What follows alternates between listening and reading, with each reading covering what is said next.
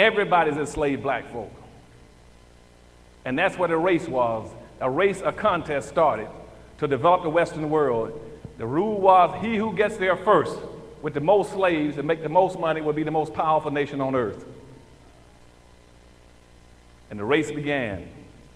Everybody was in the race to use black folk except black folk. And began shipping blacks into America. And they shipped black folk in. They justified it initially by saying that it was an economic issue. Everybody knew it was an economic issue. It stayed an economic issue all the way from the 1500s up to the 1700s. In the 1700s, when the evangelical movement moved to this country, they switched enslaving black folk to make it a religious issue. Why? Because King James then wrote, when England took over the slave trade as the biggest one and started leading the slave trades and started winning the race, King James rewrote the Bible, called the King James Version. And even had, what's his name now? What's the writer? Huh? Shakespeare and the rest of them writing. All of them rewrote the Bible. And they rewrote the Bible, then since England was the dominating country for slaves, all the slave states were mandated to use scriptures to justify enslaving the black people. So religion then became a means of codifying slavery. Then the slave owners started teaching black folk that when you hear me talk about the master and the slave in the Bible, on earth, it's the white man is the master and you're the slave. And you're mandated to do three things. One, to accept your station in life. Two, to be humble and obedient. Three, to work hard and don't steal and don't lie. And lastly, to look for pie in the sky after death. And that stayed true up until about 1880. At that time, religion was the justification for slavery. This is important for you now. Slavery then moved from being an economic issue to a religious issue. It stayed a religious issue up until about 1859, again on the eve of the Civil War. On the eve of the Civil War, a guy named Darwin, Charles Darwin. Remember Charles Darwin? He wrote a book called The Survival of the Species, or The Survival of the Fittest. And what he's been doing, along with a lot of other pseudoscientists, was trying to connect a linkage between the lowest and the highest in life.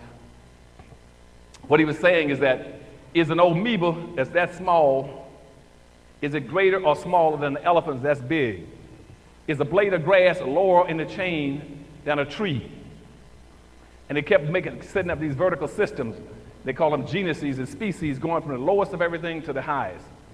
But by that time, the white society had successfully redistributed by 1860 almost 97% of all the wealth and power into the hands of the dominant white society. The race was nearly over by 1860 or 1859 when Charles Darwin wrote his book.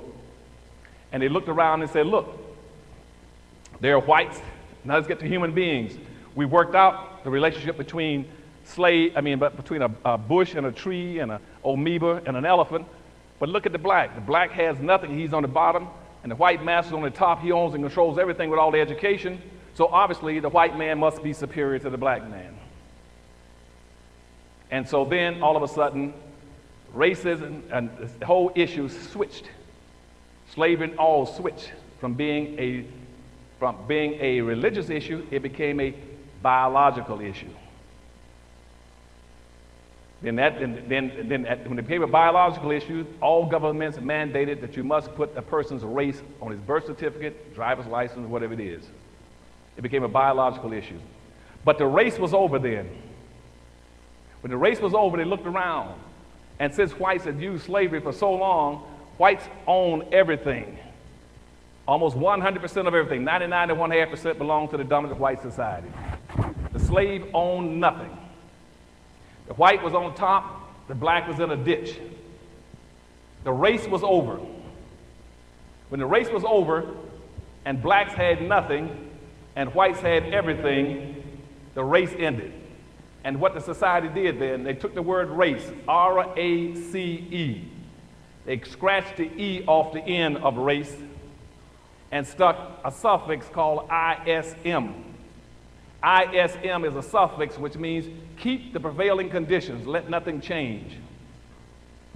And that's where racism came from. The race was over. Whites won it, they had everything. They took the E off the end of the word and stuck ISM, that's what racism is. Racism is a competitive relationship starting out to get wealth and resources and power.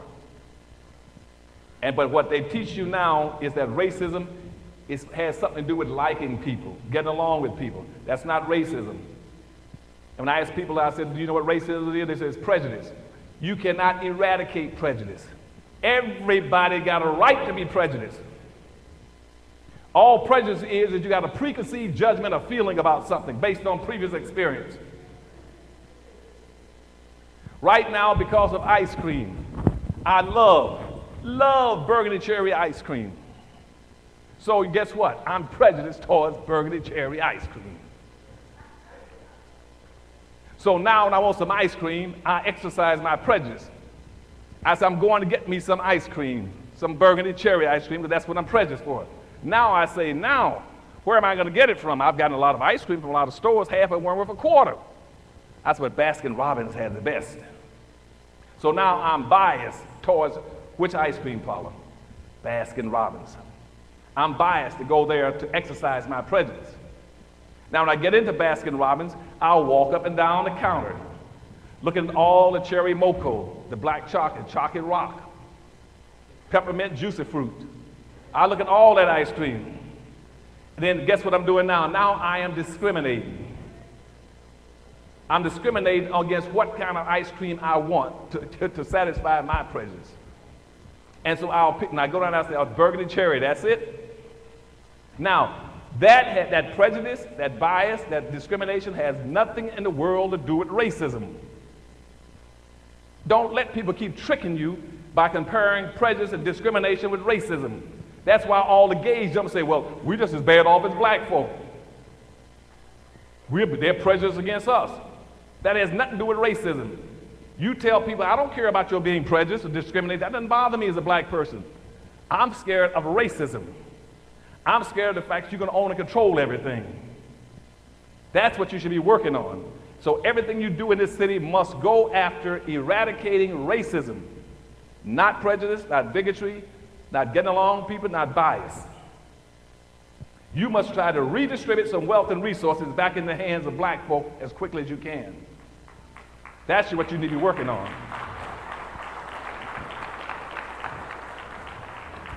Now, since we have never done that, and I told you slavery maldistributed almost 100% of all this nation's wealth, power, resource, privileges, businesses, and controls of all levels of government into the hands of the dominant white society, well, look at what's happening. We never corrected it.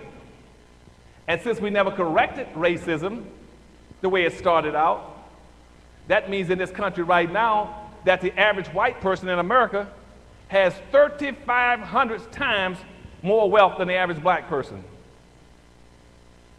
Y'all didn't hear that, did you? Let me give it to you again. You cannot be equal when the average white person in this society has 3,500 times more wealth than the average black person. Even if you're a middle-class black in the $40,000 to $50,000 range, the white person has 800 to 900 times more wealth than you. If you're a black female, that means the white female has $1 for every 2 cents you have to run a household. Let me even be, since you all still don't understand this point. In America right now, where you think you're so equal in Baltimore, that you're so free, that you can spend all your time enjoying life and not worried about what's going to happen to you, in this society right now, American society, I got 2 white men. I got 2 white Americans alone that have more wealth than all 36 million black folk put together. If I take Ralph Ellison and Bill Gates, they got more wealth than all the black folk in America put together. Where is your equal opportunity? Where are you equal? What are we thinking about?